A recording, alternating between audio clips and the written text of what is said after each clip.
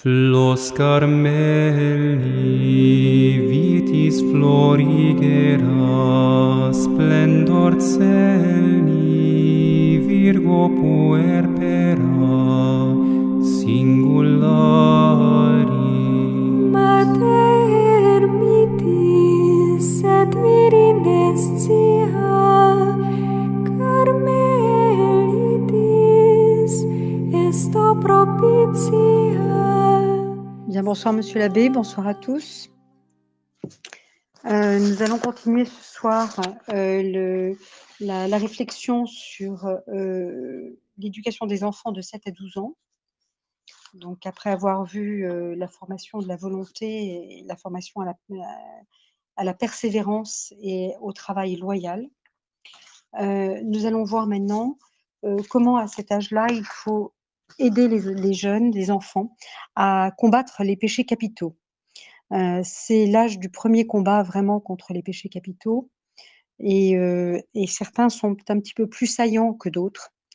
Donc on va essayer de les aborder davantage. Donc le premier, l'orgueil. Entre 7 et 12 ans, l'orgueil, ce n'est pas encore un vice à cet âge, c'est plutôt un travers. Quoique bien sûr, s'il est mal géré, s'il a été mal géré, si vous voulez, au petit âge, l'orgueil va développer ses racines et va rejaillir à l'adolescence de manière, assez gênante. Alors, il se manifeste de 2 manières, soit j'ai envie de dire en positif ou en négatif. En positif, c'est-à-dire en plus, en excès dans le plus, c'est-à-dire sous forme de vanité. Donc ça va être la vantardise du petit enfant, enfin du jeune enfant. La coquetterie. La coquetterie, elle peut viser aussi bien les garçons que les filles. Alors, il faut se rappeler quand même qu'une petite fille de 7 à 12 ans, qu'on aime bien habiller, voilà, on aime bien certains aiment bien faire des séries de vêtements. Une enfant n'est pas un mannequin. Un enfant porte des vêtements d'enfant, avec des tissus d'enfant. Ce ne sont pas des petits adultes. Il y a des phénomènes de mode, qu'il faut essayer de justement dont il faut essayer de libérer l'enfant. Ces phénomènes de mode, ils existent de l'extérieur, on parle toujours de la mode de l'extérieur. Principalement, on pourrait dire sur l'influence des vêtements de sport, des chaussures. Alors bien sûr, les jeunes des plus traditionnels, si vous voulez, dans les familles plus traditionnelles, sont touchés plus tard par ça. C'est-à-dire que la tentation de rejoindre ces modes vestimentaires viendra un petit peu plus tard, mais elle peut arriver déjà à ce moment-là et heu, il y a aussi une autre mode qui existe, c'est la mode dans les milieux tradis. Qui est, cette inter-influence, due au fait qu'on regarde comment les autres s'habillent et cetera, voilà. Bon, il faut essayer de se détacher justement de tout ça, de ne pas chercher à être dans un moule, il faut simplement chercher à ce que les enfants soient habillés joliment, de façon sobre mais jolie. Il faut viser d'abord la décence. Voilà. C'est surtout on va pas habiller les petites filles en bonne sœur ou en amiche, ou en mini musulmane, en les couvrant de la tête aux pieds, voilà. Ni des pantalons trop serrés, en faisant des vampes ou des choses comme ça, voilà. Des, voilà, viser, des tissus qui aient de la tenue, pas de tissus trop mous, des tissus qui aient de la tenue, donc des lainages, même si ce sont des mélanges, avec voilà, du polyester, des choses comme ça, des tissus qui aient un peu de tenue justement, pour qu'il y ait de la décence. Heu, Attention, pour les filles à cet âge-là, aux cheveux lâchés. Heu, c'est je veux dire, ça ouvre la porte à, ensuite une des façons de marquer sa rébellion dans l'adolescence. Hein, saint Paul disait: «Si vous n'êtes pas capable de vous couvrir la tête», il disait aux femmes: «Rasez-vous les cheveux». Pourquoi? Parce que le cheveu, c'est une parure, je l'ai dit déjà, je crois, à la dernière, intervention, et donc, c'est, ça apporte du charme, en fait, au visage et donc le charme ne doit pas venir de là. Le charme vient de l'intérieur, de la beauté de l'âme. Heu, alors donc ça, c'est la des différentes formes de vanité. Il y a aussi l'autre forme de l'orgueil, c'est la forme de la susceptibilité. Heu, qu'on voit dans le refus de reconnaître ses torts, c'est de surtout en fait, ça on s'en aperçoit surtout là, à cet âge-là, les enfants sont mauvais perdants. Aussi bien dans les jeux extérieurs, les jeux collectifs de sport, vous voyez, de foot, de choses comme ça, que dans les jeux de société et c'est important de renouveler ces jeux pour que l'enfant apprenne à perdre et en rit, qu'il se détende par rapport à ça, justement. Hein, parce que la vie est faite de petits échecs, de petites réussites et cetera. Il faut qu'ils apprennent à à passer là-dessus, voilà. Heu, c'est le moment où il faut parler de l'orgueil à l'enfant. Après, on en reparlera à l'adolescence, mais ce sera dans des mani dans sur des sujets beaucoup plus pointus, beaucoup plus précis. C'est là qu'on peut former, l'âme de l'enfant sur véritablement ce qu'est l'orgueil. Ça va être l'âge aussi de sa confirmation, un petit peu plus tard de sa communion solennelle et donc il ne faut pas hésiter à l'occasion des moments détendus, des moments de repas ou de la prière du soir, de montrer la laideur de l'orgueil.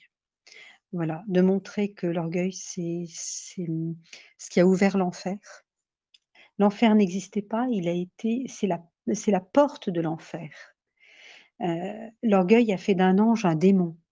Un ange, c'est une créature absolument magnifique, resplendissante et elle est devenue, heu c'est devenu une créature hideuse, répulsive, maléfique et que Dieu a en horreur, ne peut pas supporter, vous voyez? Et on peut dire montrer aussi à l'enfant qu'aucun orgueilleux ne rentre au ciel, hein. Heu et l'orgueilleux comprend vite parce que souvent, l'orgueilleux c'est un garçon intelligent ou une fille intelligente, donc il comprend très vite et Bourdaloue disait: «L'orgueil est l'endroit le plus vif du cœur. Pour peu qu'on y touche, la douleur nous fait pousser de hauts cris». Vous mettez, heu, voilà, vous mettez un enfant devant ses propres torts et cetera. Oh, tout de suite, il va: «Non, non, non, c'est pas moi, non, non, non» et là, c'est rare l'enfant qui de lui-même va dire: «Bah oui, j'ai fait ça». C'est extrêmement rare. Voilà et donc il y a toujours cette, non, non, on va pas accepter d'avoir été pris, sur le vif ou qu'on nous reproche quelque chose et cetera. Voilà. Alors autre péché capital qu'il faut combattre, c'est l'avarice. L'avarice, c'est quelque chose qui va sous la forme, si vous voulez, des jeux, des petites choses et cetera. Hem, c'est quelque chose qui va moins se développer à l'adolescence et qui va revenir plutôt, ça concerne plutôt les trentenaires. C'est monseigneur Gaume qui le dit. Ça fait partie c'est pour ça qu'il y a le don de force qui est plutôt pour les trentenaires il dit la tranche de 28 à 42 ans. Et c'est aussi pourquoi la béatitude, qui dit: «Heureux ceux qui ont faim et soif de justice», les concerne davantage. Donc c'est quelque chose qui l'avarice va toucher le petit enfant, l'enfant là, à cet âge-là. Pas bon, avant bien sûr, il va l'être un petit peu par jalousie, par égoïsme, mais l'avarice, l'attachement aux biens matériels, voilà, c'est quelque chose qui va se révéler un peu à cet âge-là. Donc mais il faut faire à l'enfant des actes de détachement. D'abord sur la nourriture, parce que c'est quelque chose qui compte beaucoup à son âge et puis sur ses jouets. Alors sur la nourriture, eh bien, il faut lui apprendre à partager, à donner aux autres, hem, à dire, quel est celui qui va offrir, qui va donner la moitié, à l'autre et cetera, je crois que je vous l'ai dit aussi, hein, qui est-ce qui va proposer, qui est-ce qui ne prendra pas la dernière part, voilà. Et puis vous pouvez passer par leurs mains vos aumônes. On peut commencer à partir de cet âge-là à emmener les enfants si vous avez des œuvres, si vous avez des œuvres auprès de vos voisins, vous pouvez, voilà, vous pouvez les emmener à ce moment-là. De même que c'est plutôt pour les adolescents, mais il est bon, de temps en temps, le dimanche, d'inviter des pauvres à sa table. Heu, c'est une expérience extraordinaire.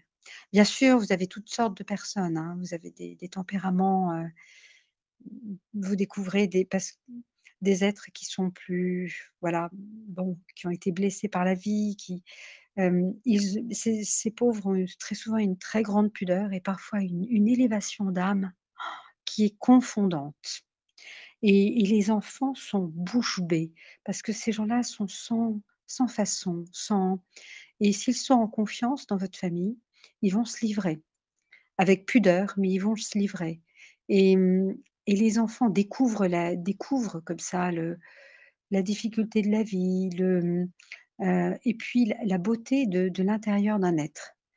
Et ça apprend énormément à se détacher. Ils s'aperçoivent que ces êtres ont de grandes richesses sans avoir aucun bien matériel. Heu, mais bien sûr, c'est un exemple surtout, quand on commence à avoir les aînés commencent à être des adolescents exigeants, ingrats et cetera. Vraiment, c'est une très belle leçon d'inviter des pauvres à sa table. Alors on les invite, dans la cuisine ou sur la table de jardin pour ne pas les mettre mal à l'aise et puis on les détend, on les met un petit peu à l'honneur et cetera, de manière à ce que, tout le monde se sente bien. Heu et c'est monseigneur Picheneau qui disait: «La main de l'indigent est une caisse d'épargne qui rapporte plus que les autres. Un jour, nous toucherons le capital et les intérêts, qui vaudront 1000 fois plus que le capital». Voilà. Alors on peut se poser à ce niveau-là la question de l'argent de poche. C'est une question que se posent beaucoup de parents à différents âges, faut-il, ne faut-il pas, combien, comment et cetera. Heu, l'argent de poche, alors il y a des parents qui donnent de l'argent de poche, il y a des grands-parents qui donnent de l'argent de poche. Alors ce que je vais vous dire n'engage que moi.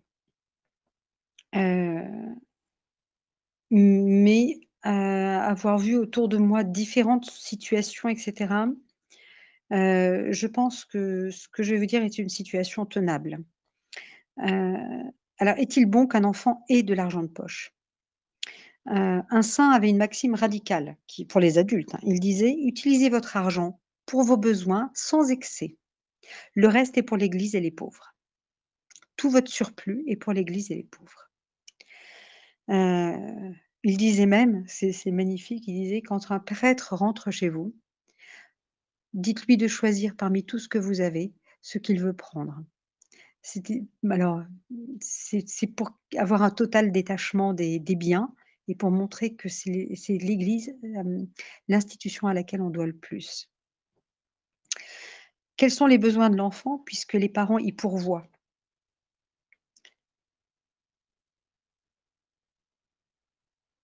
Quel est l'effet de l'argent de poche? L'effet de l'argent de poche va permettre à l'enfant d'acheter des extras, mais il va avoir un deuxième effet. Alors déjà, on peut se poser la question: quels seront ces extras?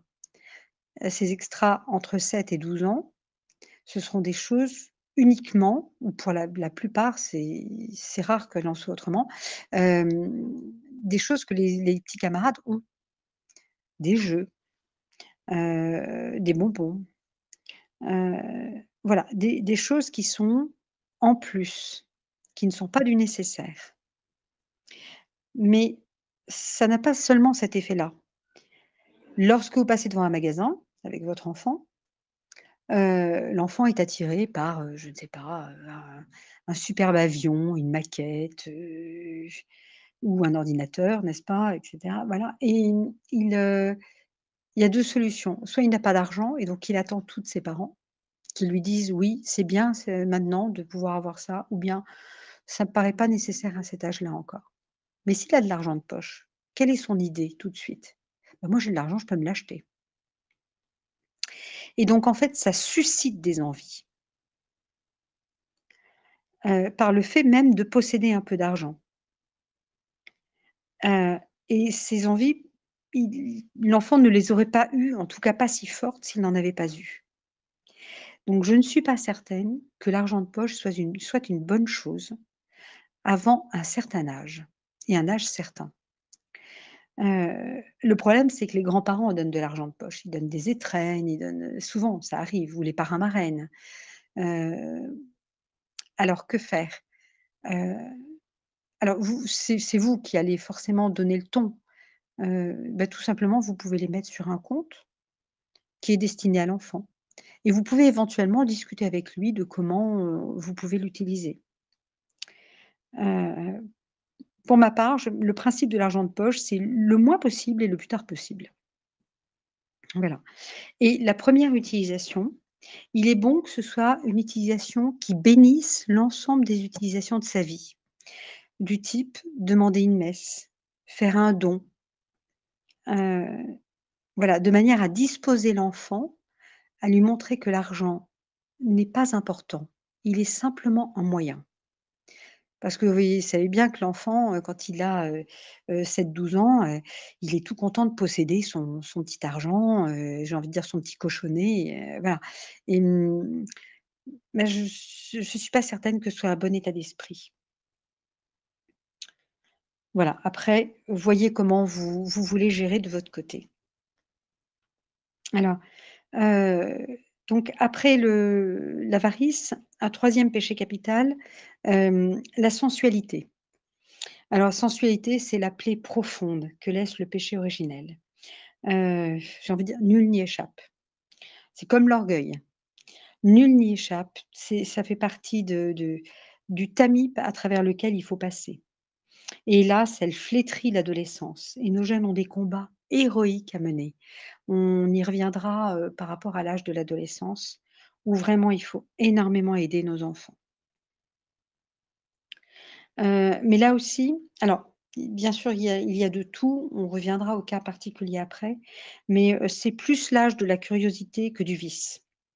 La curiosité mal placée, bien sûr, mais voilà, découverte, un peu de soi, de ce qui peut arriver sur soi, découverte autour de soi aussi.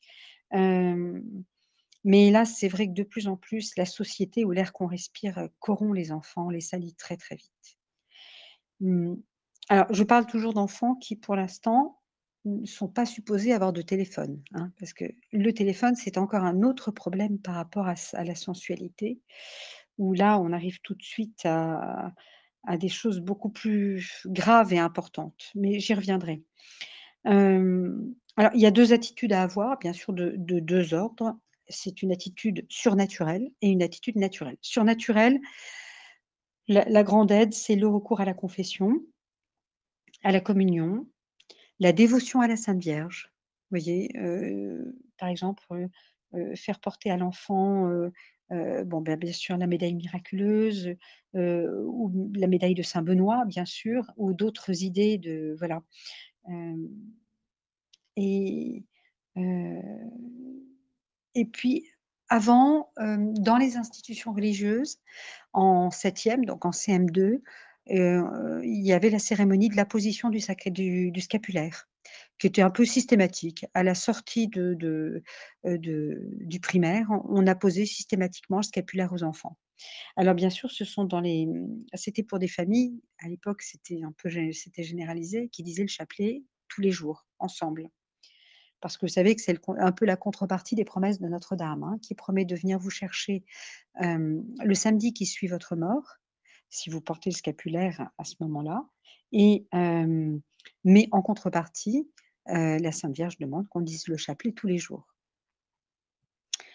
Heu, voilà, et alors sur le plan naturel, heu, il faut surtout un peu de la prévention et surtout il faut un certain naturel. Autant on sera obligé de parler de choses beaucoup plus, graves, j'ai envie de dire, à l'adolescence, autant à cet âge-là, surtout les parents doivent rester naturels. Il y a une attitude à adopter sur laquelle il ne faut pas se tromper. Il faut surtout pas de pruderie chichiteuse. Heu, oui, éviter d'être l'adulte qui interdit de regarder, qui interdit de faire ça, qui interdit, qui interdit, qui interdit. Parce que vous êtes sûr que ça va susciter plus de curiosité chez l'enfant. Si vous dites: «Oh surtout regarde pas ça, c'est pas beau» et cetera, hop, l'enfant va regarder. Entre 7 et 12 ans, c'est voilà, c'est trop ça ne correspond pas à cet âge-là. C'est pour ça, soyez nature et naturel. Alors la prévention, c'est tout simplement qu'à cet âge-là, les filles et les garçons ne dorment plus dans la même chambre. Hem, ils ne l'enfant ne se déshabille plus sous un regard extérieur, ne s'habille plus sous un regard extérieur. Heu, veillez donc à ce qu'il ne traîne pas dévêtu ou ne serait-ce que, pas complètement vêtu. On ne traîne même pas en sous-vêtements à l'extérieur de sa chambre. Ça doit vous paraître surprenant parce que les enfants circulent facilement mais ils mettent un peignoir, voilà. Parce qu'après, il y a une grande tendance maintenant, les jeunes, lorsqu'on n'a pas mis vraiment on n'a pas donné à l'enfant à cet âge-là, le sens de la pudeur, d'une grande pu le sens de sa propre intimité. Eh bien, les jeunes dans les colocations, les jeunes adultes, vous savez, après le bac et cetera, surtout les garçons, ils se promènent tous torse nu dans la plus simple vêture, enfin bon, juste couvert en bas un peu et puis c'est tout, vous voyez? Parce qu'on leur a pas suffisamment appris que non, non. Alors ça veut dire, vous allez me trouver peut-être un petit peu exigeant, mais avant, même pour jardiner et tout ça, on gardait un t-shirt quand même. On n'était pas torse nu, maintenant, on a toujours tout de suite tendance à tout quitter dès qu'on a un peu trop chaud, se surcouvrir quand on a trop froid, se découvrir quand on a trop chaud. Bah, il faut supporter autant un petit peu de chaleur qu'un peu de qu'un excusez-moi, qu'un petit peu de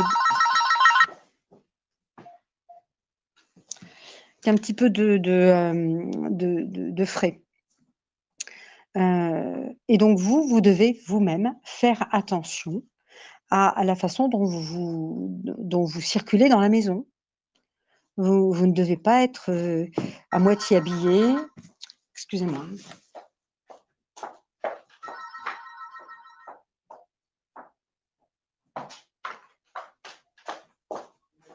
Voilà, pardon. Vous devez vous-même avoir, un grand respect de vous-même pour donner l'exemple. Voilà et parce que c'est à cet âge-là que l'enfant commence à regarder son corps et à aduler son corps. Donc il faut faire attention à ça. Hem C'est quelque chose maintenant qu'on n'a plus du tout en tête parce que, il y a beaucoup d'émissions de télévision, il y a beaucoup de si vous voulez, le langage est très relâché. On parle très librement de beaucoup de choses. Il n'y a plus de retenue par rapport à la pudeur et et dans tous les moyens de communication, enfin, les choses sont entièrement dévoilées, vous voyez? Il y a même du voyeurisme dans les émissions, des choses comme ça, c'est voilà et il faut apprendre aux enfants vraiment à, l'intimité, vous voyez? Lorsque vous leur parlez de certains sujets ou de certains petits problèmes, prenez-les à part. Oui, vous leur montrez que vous respectez leur intimité, vous voyez? Ne serait-ce que pour, des petites affaires de linge sale et des choses comme ça, vous voyez? Qui c'est vraiment ça ne concerne qu'eux, voilà, ça ne doit pas traîner. Ils le ferment, vous leur apprenez à vraiment à mettre dans le panier de linge sale de manière à ce que, voilà, à ce que personne ne voit rien et cetera. Vous voyez? Toutes ces petites délicatesses, sans faire d'histoire, mais ce sont des petites délicatesses qui leur apprennent ce qu'est l'intimité. Et cette intimité, elle existera encore dans la vie de ménage. Elle doit exister. Le mari doit respecter l'intimité de sa femme, la femme doit respecter l'intimité de son mari. Il y a une délicatesse à avoir. Et donc ne leur dites pas, surtout tournez les yeux pour ne pas voir et ils vont faire le contraire.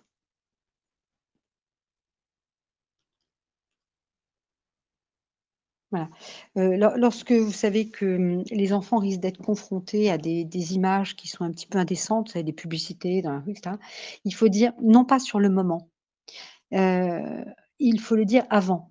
Il faut dire lorsqu'on voit une image qui n'est pas honnête, où les gens ne se tiennent pas bien, ou voilà et bien il faut apprendre à baisser les yeux, à tourner les yeux et comme la nature a horreur du vide, je pense que la meilleure solution, c'est de leur dire: Faites un petit acte de réparation. Jésus, Marie, Joseph, une invocation jaculatoire en réparation de ce qu'ils ont entrevu». Voilà. Hem Ne permettez pas à une fille de s'asseoir sur les genoux de son frère et s'il y a des petites histoires comme ça, restez très paisible. Il ne faut pas y attacher plus d'importance que cela n'en a parce que pour l'enfant, ça fait partie de l'ensemble de ses découvertes, de ses curiosités, de ses voilà et heu et il est assez curieux sur ce sujet-là, à ce moment-là. C'est la nature. Alors il y a des enfants qui se touchent, il faut pas non plus alors il faut prier, il faut leur dire lorsqu'ils se couchent la nuit, de mettre les bras, comment dire? De croiser les bras et de dire 3 «Je vous salue Marie».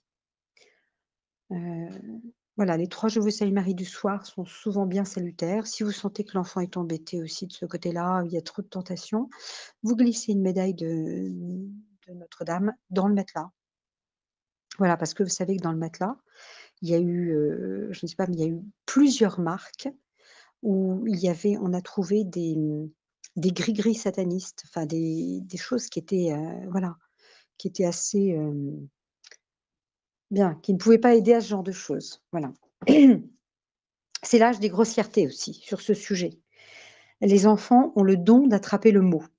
Ils disent parfois des insanités, mais énormes, qu'ils ont attrapées au vol, sans vraiment en percevoir la laideur. Ils ont une petite idée de ce qu'ils disent, mais pas vraiment. Ce qu'on appelle les rires de cabinet, vous savez? Et donc voilà, dans ces situations-là, ne jouez pas, la grande offensée, la grande choquée et cetera. Je veux dire, ça, c'est vraiment pas un joli mot. Et quand tu le dis, tu es tout laid. Ton visage se déforme et tu es tout laid. Heu, il, il vaut mieux leur dire, vous voyez, que c'est dégradant, plutôt que de leur dire: «Oh quelle horreur» et cetera, voilà. Hem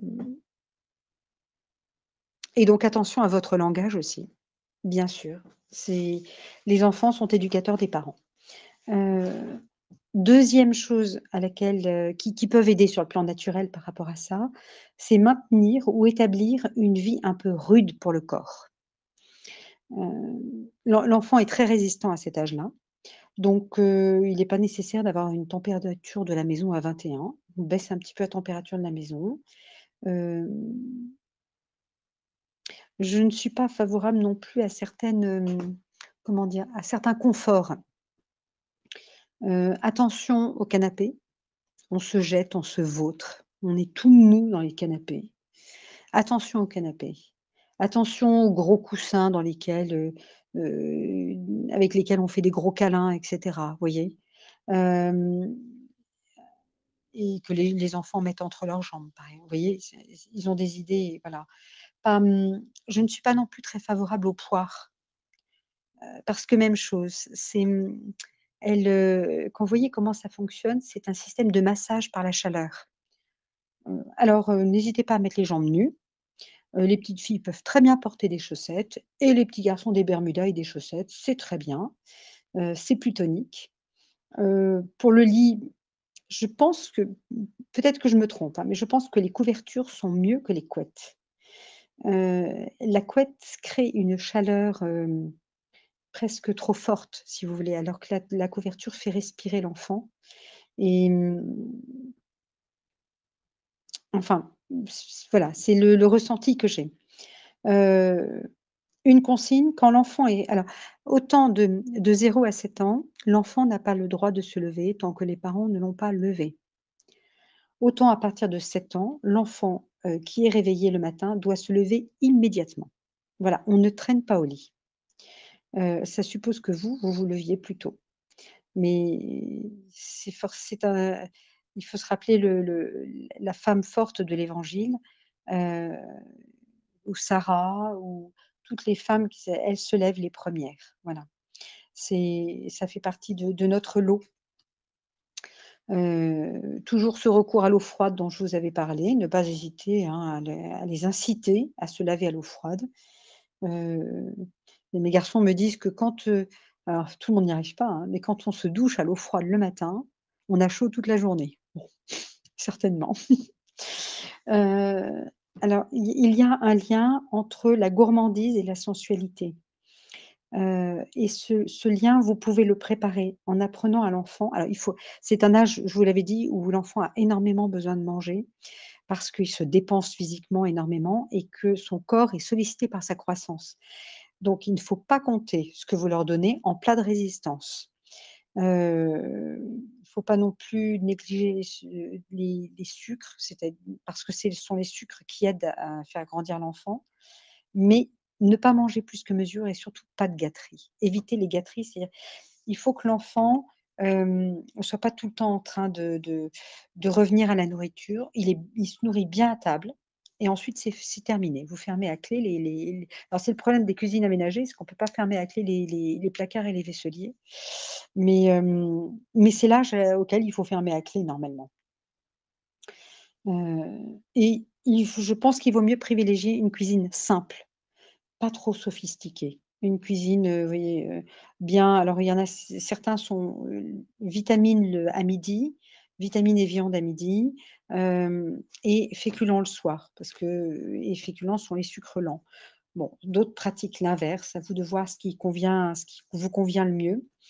Pas trop de viande, hein, pas plus il y a pas 2 viandes, 2 comment dire? 2 plats de viande par jour ou de charcuterie, hein, la charcuterie fait partie de la viande et pas forcément de la viande toute la semaine. Mais ne leur comptez pas leurs portions.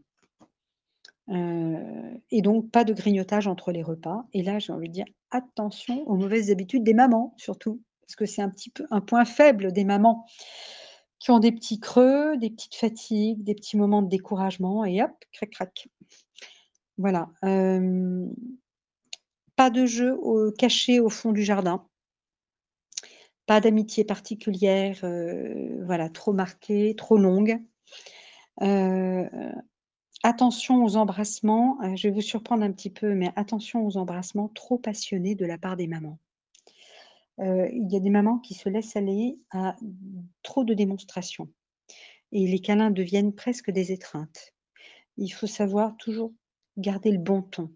Hein, on peut câliner un enfant qui a besoin d'être, réconforté, qui a besoin de son petit câlin, voilà. Ou même vous, vous avez besoin de câliner votre enfant. Mais attention que ça reste dans une certaine mesure. Toujours pensez toujours mon bien et le bien de l'enfant, toujours, pas plus. Voilà, vers 10 11 ans, je pense qu'il faut aborder, avec les jeunes filles, la transformation de leur corps et la nouvelle situation dans laquelle elles vont se trouver. Le catéchisme du père Barbara pour cela est très bien. Prenez les chapitres qui concernent j'avoue que j'ai pas été regarder les pages, mais prenez les chapitres qui concernent la jeune fille, et la transformation, l'approche de la maternité et surtout montrez à ces jeunes filles, alors ne leur dites pas plus que ce qu'il y a besoin, hein. Vous leur parlez d'elles, surtout, pas forcément des garçons. Vous leur parlez d'elles. Il y a pas besoin de savoir, enfin, globalement, si vous voulez, on peut expliquer, que c'est un rapprochement du papa et de la maman qui permet de c'est un rapprochement très intime du papa et de la maman, qui permet d'avoir des enfants.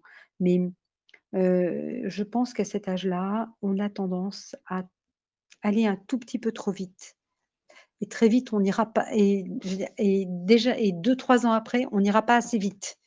Il y a vraiment alors la mère est intuitive, donc elle va sentir à quel moment elle peut dire et à quel moment elle va un petit peu trop loin, vous voyez?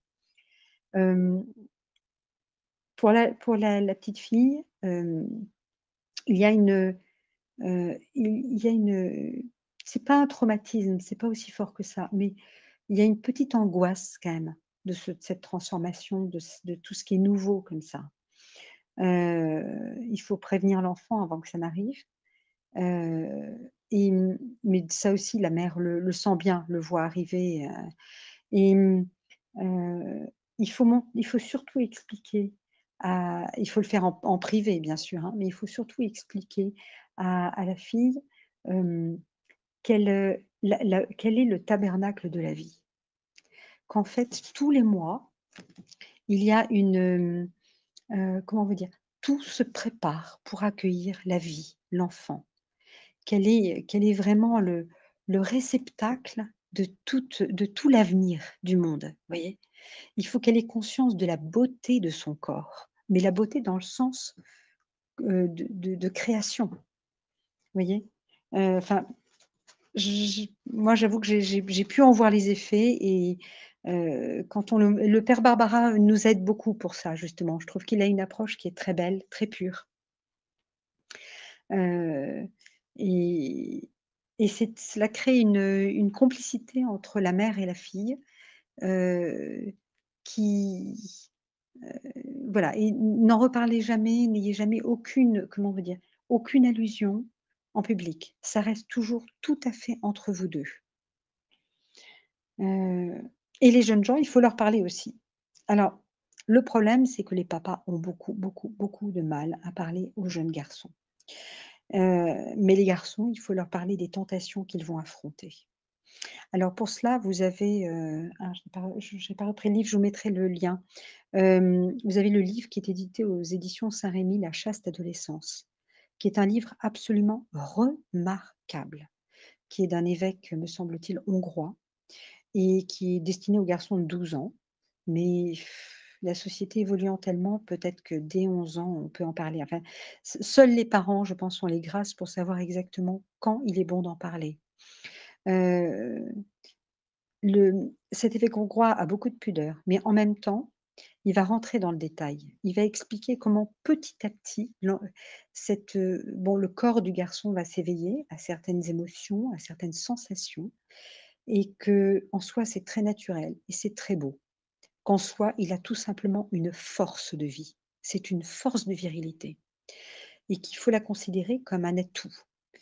Mais, heu, le diable va en profiter, va s'insérer d'abord dans l'imagination, et c'est là que je vous disais, si l'enfant a eu l'habitude d'une vie un petit peu rude, simple et rude, ce sera un petit peu plus facile, surtout au début là, dans ces âges-là. Où, mais il faut que le papa et si le papa n'y arrive pas, il faut que ce soit la maman. On ne peut pas ne pas en parler. C'est une enfin, on est coupable si l'on n'en parle pas. Heu et il faut expliquer à l'enfant quelles vont être ses tentations. Il faut expliquer ce qui est grave, ce qui est pas grave, tout seul, avec d'autres et cetera. Il faut parler assez concrètement des choses. Oui, c'est très important. Et le garçon en sera très reconnaissant parce qu'il va être confronté. Il en a pour 15 ans. C'est un combat, c'est le plus grand combat qu'il devra mener parce que c'est le plus long et ben, il faut l'aider. Donc la meilleure solution à cet âge-là, c'est lui dire ce qui va lui arriver.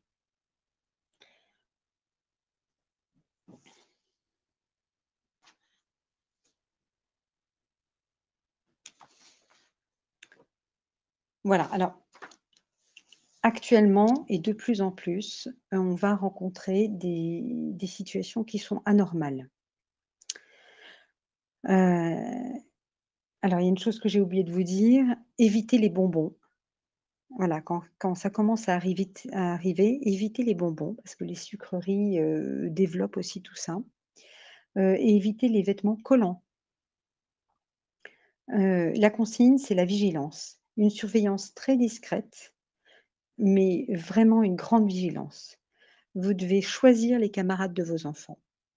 Vous devez faire très attention aux camarades, mais même au cousinage, aux petits cousins et sachez que le danger peut venir de vos propres enfants, dans les relations entre jeunes garçons et même petites filles, peuvent venir, même des bons enfants, parce que voulez-vous? Le diable va s'attaquer surtout aux bons enfants, c'est eux qu'il faut détourner, hein. Donc il faut pas en faire un drame, il faut faire attention. Voilà, on ne joue jamais trop loin. Il faut à tout moment que vous puissiez entendre les conversations, pas de messe basse. Voilà. Il ne faut pas non plus être constamment sur eux, il ne faut pas qu'ils aient l'impression d'être, en prison. Mais voilà, vous passez, vous avez quelque chose à prendre dans le coin, hein, je vous avais dit, hein, c'est l'âge où vous ne pourrez pas faire quelque chose sur un long terme, parce que toujours il faudra couper votre activité pour faire attention à vos enfants. Heu, jusqu'à la sortie de la messe, où il peut y avoir des conversations, qui ne sont pas correctes et cetera. Voilà. Donc l'enfant peut être en présence de camarades qui ne sont pas honnêtes, il peut voir des choses qui sont inconvenantes ou entendre des choses inconvenantes. Il faut que la maman l'avertisse du danger. Il faut qu'elle lui dise: «Il se peut que tu rencontres de mauvais garçons» ou des garçons simplement qui se permettent des choses laides, indignes d'enfants bien élevés, des choses que Dieu punit sévèrement et ces garçons peuvent essayer de t'entraîner au mal. Eh bien, il faudra les repousser. Il ne faudra pas hésiter à le dire à ta maman. Mais il faudra que tu les repousses, il faudra que tu aies cette force-là et là, je vous mets en garde. Si l'enfant vient vous parler et souvent c'est le garçon, attention à l'esclandre.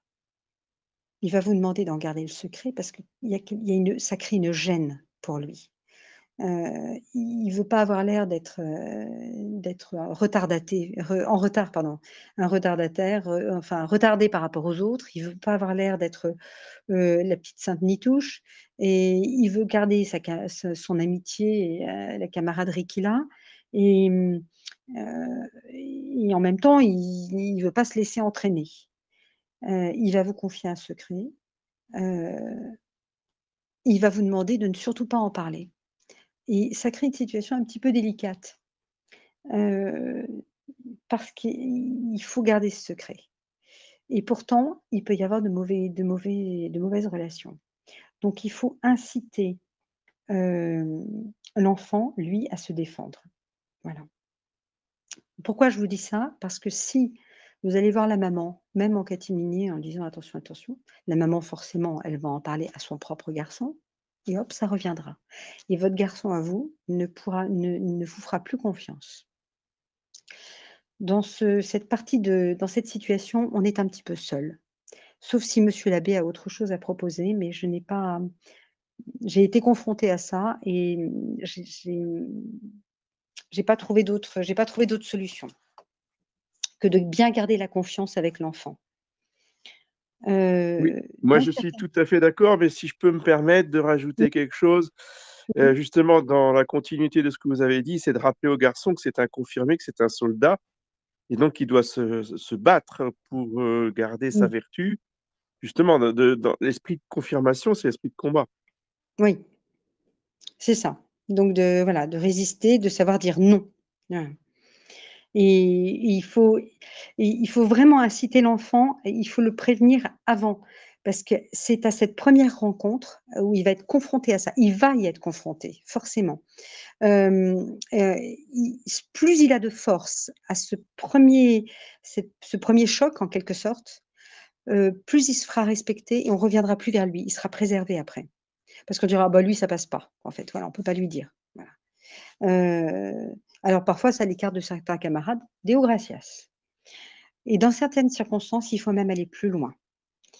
Vous devez prévenir votre enfant qu'aucun adulte n'a le droit de toucher son corps. On en est maintenant à ce stade-là, hein, de la société et je vais même encore aller plus loin, ça va vous choquer, mais ça m'est arrivé de le dire. Vous devez dire à l'enfant que même un prêtre n'a pas le droit de toucher son corps. Voilà. Hem,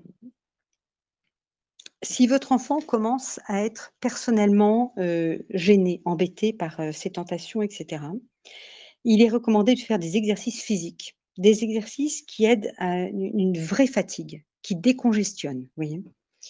Alors il y a des sports, je trouve, qui sont peut-être plus adaptés. Alors même chose, vous aurez vous-même, vous verrez ce qui convient à votre enfant, mais je trouve qu'il y a des sports qui sont bien adaptés à cet âge-là, où on continue quand même à, comment dire? À équilibrer l'enfant, à mettre en place vraiment tous les latéralismes, l'équilibre entre l'équilibre justement, et puis cet équilibre aussi entre la force et la résistance, entre la v t pas trop de violence, mais quand même une certaine virilité. Il y a des sports qui sont équilibrants comme par exemple la natation. Heu, alors je sais qu'en Bretagne, on est moins porté sur la natation. Bon, c'est lié à des traditions qui sont fondées, hein, par rapport à l'eau. Heu, la natation apprend quand même énormément à l'enfant. Surtout des enfants qui ont un petit peu de mal en classe, ça va apprendre ou qui sont un petit peu malingres. Ça va apprendre la coordination des gestes, la persévérance dans l'effort. Ça va apprendre la coordination de la respiration. Il faut se dominer énormément à la respiration, surtout si on a un petit peu peur de l'eau au début. Et en même temps, ça détend le corps, ça l'étire. Heu, il faut quand même se dire que, Dieu a dit à l'homme: «Tu domineras la terre». Or l'eau couvre 70 de la terre. Donc ça veut dire que si l'enfant ne sait pas nager, si l'adulte ne sait pas nager, il y a 70 de la surface de la terre qu'il va craindre alors qu'il est supposé la dominer. Enfin, c'est en tout cas, ma pensée. Un autre sport très équilibrant, c'est le judo. Alors, le judo justement a cet avantage, d'être, de savoir concilier. C'est un sport très respectueux de l'autre, très, j'ai envie de dire même fraternel, il y a un code de l'honneur. On se bat normalement, surtout dans les premières ceintures. On se bat pour chercher son propre équilibre, les limites de sa force, l'exploitation de la situation, de déséquilibre de l'autre. C'est un sport intelligent, mais il y a tout de même un petit mais. Heu, il y a, vous savez, sur le tatami, avant et après, dans le dojo, avant et après la séance, on se met à on se s'assoit sur ses genoux, enfin sur son derrière, là, on se met à genoux, on s'assoit et on salue, Jigoro Kano, qui est le grand maître du judo. Le judo est quand même lié à la philosophie du yin et du yang. Hein, c'est un médecin de Nagasaki, qui a développé cette méthode de combat, mais il l'a développée sur une illumination par un certain esprit, hein. Il a reçu une illumination, et le judo, en fait, est une déclinaison du jujitsu, et le jujitsu, c'est un moine, toujours japonais, au XVIIe siècle, qui l'a développé et quand il l'a développé, il y avait 3 axes et d'ailleurs, il y a toujours 3 axes. Il y a, la projection, les luxations et les étranglements. Il y a les coups sur les points vitaux. Certains de mes garçons m'ont dit: «Quand on arrive à la ceinture marron, on sent bien, qu'on peut porter des coups, définitifs à son adversaire» et donc il y a ces deux voilà, ces 2 choses, je pense qu'il faut simplement en parler aux garçons, ou aux filles d'ailleurs, peut-être que ça je trouve que c'est pas tout à fait bon pour les filles parce qu'on vous tient par le kimono, on vous défait complètement, vous êtes supposés avoir, c'est moins voilà, mais peut-être que le jujitsu pour des filles un petit peu plus grandes, c'est peut-être une bonne chose. Ça leur apprend à maintenir à distance un adversaire. Hem, mais entre 7 et 12 ans, je suis pas sûre que ce soit nécessaire pour les filles. Hem Voilà, donc il y a ces 2 dangers, si vous voulez. Il y a cette adulation ce chef, Kano, voilà et puis il y a quand même cette, c à un cer quand on continue on persévère dans le judo, il y a ce danger que d'arriver à l'enfant devient violent à l'adolescence, hein, il peut devenir violent. Cette volonté voilà, de se dire: «Tiens, je pourrais aller jusqu'au bout, en fait». Voilà, donc il f simplement, je pense qu'il faut en parler et puis, voilà. Hem, il y a d'autres sports équilibrants comme par exemple le basket, le cyclisme, qui sont des vous voyez, ce sont des sports à cet âge-là pour l'instant qui sont, il peut y avoir le tennis aussi, le volley, enfin des sports collectifs, voilà. Bon, pourquoi pas, il y a le football aussi à la maison, le rugby est un petit il y a plus de codes dans le rugby, voilà. Peut-être prévoir des sports un petit peu plus de combat, vraiment, pour un peu plus tard. En tout cas pour le garçon ou même pour la fille, pour qu'il y ait une certaine raison, qu'il sache que le but n'est pas, savoir se défendre, savoir maintenir un adversaire, se faire respecter, mais, jauger sa force quand même. Hein, qu'il y ait pas une sorte de petite, cette petite folie quand on prend conscience de toutes ses capacités, si vous voulez, voilà, parce que le garçon a pour but d'être un chef et donc il a besoin de se mesurer et donc il a besoin de se défouler, d'aller au bout de ses capacités physiques, voilà. Donc plus tard après, toujours penser à des camps en montagne qui permettent voilà, aux garçons d'aller jusqu'au bout de ses capacités.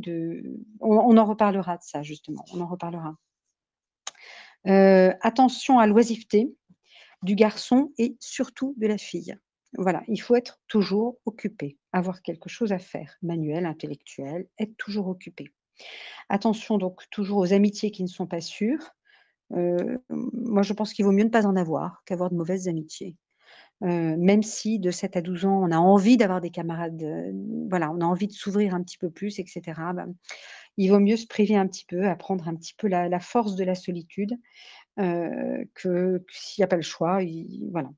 Attention aux livres et aux images qui sont chez vous, dans votre bibliothèque. C'est le moment de faire un petit peu de tri, parce que s'il y a quelque chose qui traîne, vous êtes certains qu'ils vont le voir. Et attention aux spectacles douteux ou aux films douteux, parce que vous êtes vous-même à l'origine de choses qui vont se développer chez votre enfant. Et c'est des choses, c'est vrai, les parents et même nous, hein, je le dis franchement, on fait pas assez attention, on n'est pas assez exigeant avec soi-même. Il y a des films qui ont l'air tout gentils, et cetera, mais qui développent le romantisme, qui sont, heu, qui sont douteux un petit peu, et cetera. Alors si vous regardez des choses comme ça, je vous avais donné le truc, coupez le film, au beau milieu. Vous coupez cet effet, si vous voulez, romantique, vous voyez? Tac, vous coupez court et vous faites appel à la raison. Qu'est-ce qui se passe là? Voilà.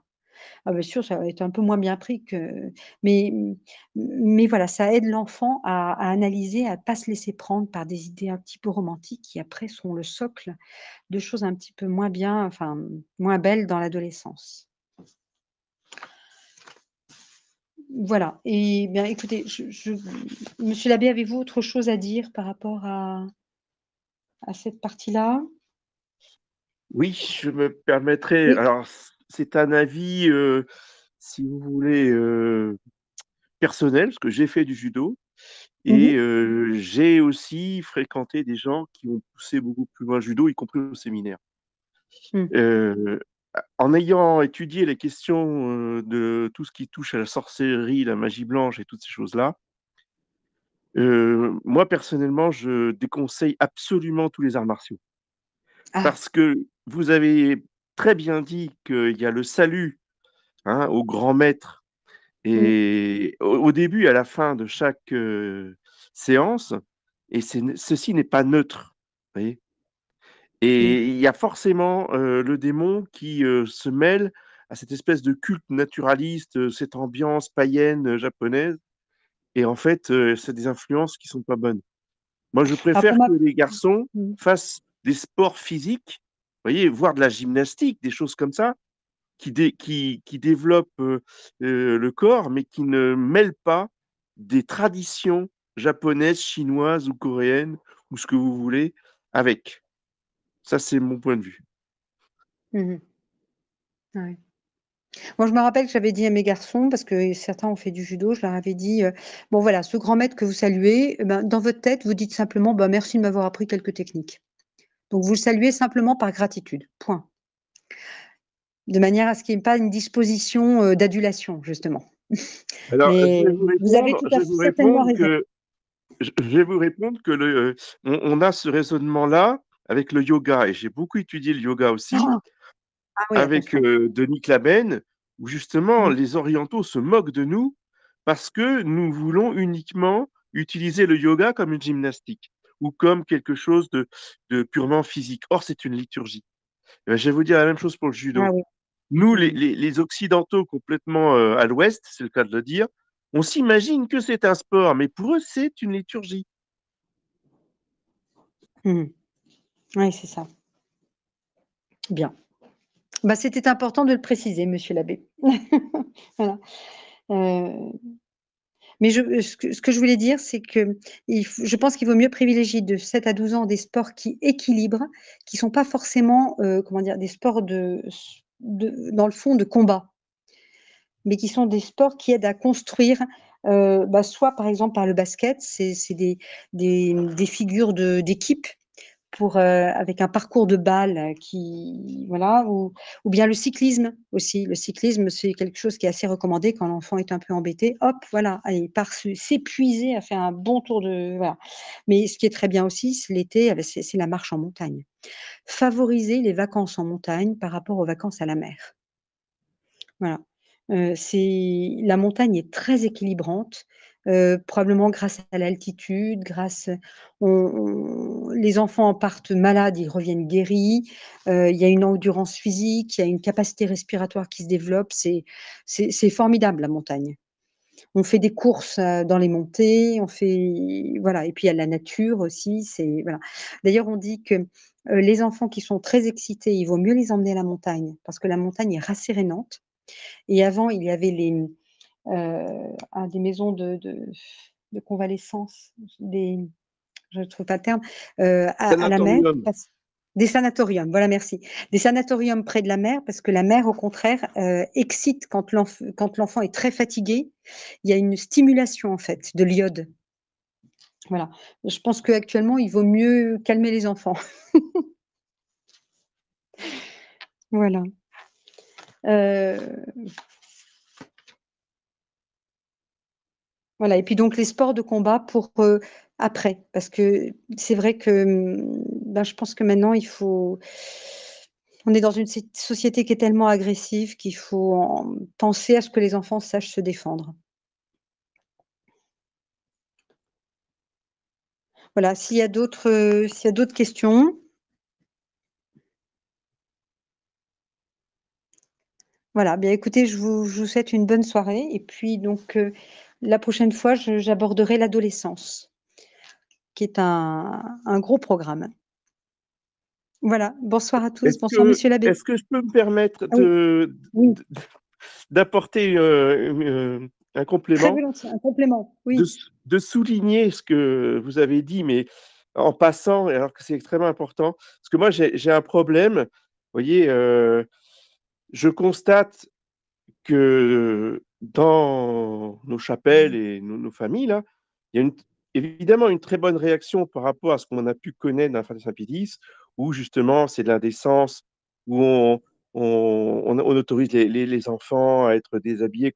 Tout ce que vous avez dit, c'est très bien, mais je Mmh mh. dis attention, c'est pas une raison pour aller dans l'excès inverse et de, couvrir, tout l'été alors que c'est la canicule, il fait 40 degrés dehors et que Ah la oui. on met les petites filles avec des jupes, enfin des robes, jusqu'aux chaussures avec, des chemisiers fermés partout jusqu'aux poignets, faut pas tomber dans l'excès inverse parce que sinon on va on va préparer une révolte, d'indécence qui va être terrible. Qu'est-ce que vous en Oui, pensez? oui, tout à fait. Hem, je pense qu'il faut trouver tout simplement un équilibre. Les petites filles alors il y a des mamans qui mettent des petits pantalons courts ou je sais plus comment ça s'appelle, des sortes de leggings courts, si vous voulez, l'été à leurs petites filles. Faites des choses, Hem, avant, il existait, des sortes de culottes longues en coton, quoi. Et ces petits leggings, ils sont en polystyrène, en polyester, mais c'est dur à supporter. Il faut aussi que ce soit des choses qui sont, je pense que les petites filles peuvent avoir les bras, pas les épaules complètement nues, mais les bras, à mi-bras, c'est pas choquant du tout, c'est pas je pense pas que ce soit un problème. Voilà. Après, on Merci sait madame. voilà, après je pense enfin en tout cas je peux vous dire que nos religieuses, elles ont porté des petites robes avec des toutes petites manches, voilà et cetera. Voilà. Ça ça ne préjuge en rien parce qu'en fait elles n'ont pas cette, coquetterie en fait, voilà. Je crois que c'est le saint curé d'Ars ou en tout cas il y a un saint qui disait que, des âmes du purga des femmes étaient au purgatoire parce qu'elles avaient découvert leurs épaules. Voilà. Donc c'est ce que l'Église demande, c'est qu'on ne découvre pas ses épaules.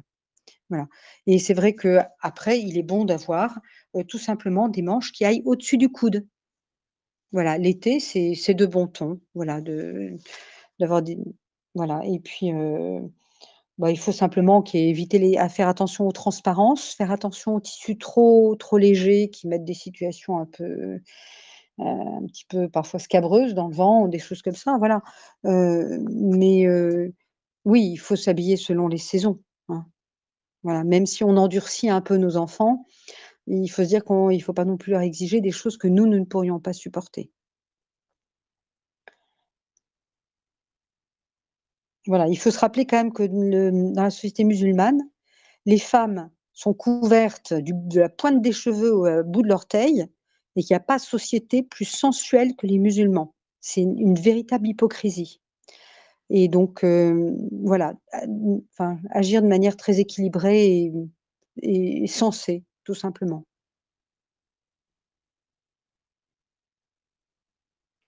Voilà, autre chose?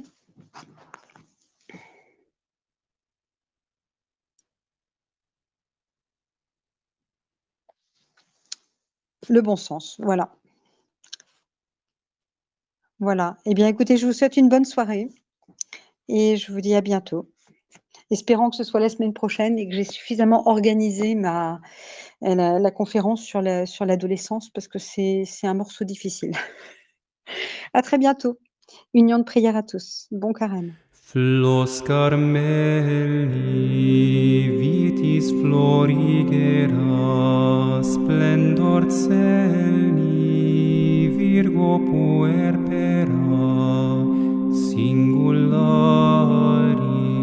Mater mitis et virinescia, Carmelitis, esto propitia, Stella Maris. Radix iessem germinans flosculum, nos adesse tecum in saeculum patiari.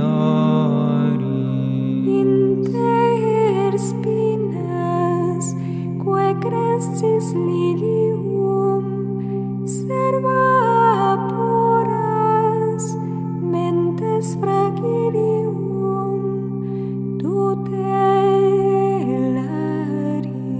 Armatura fortis pugnantium, furunt bella tende presidium, scapulari. Per incerta prudens consilium, per adversa iuge solatium, largiari. Mater dulcis Carmeli Domina, plebem tuam reple Laetitia, qua beati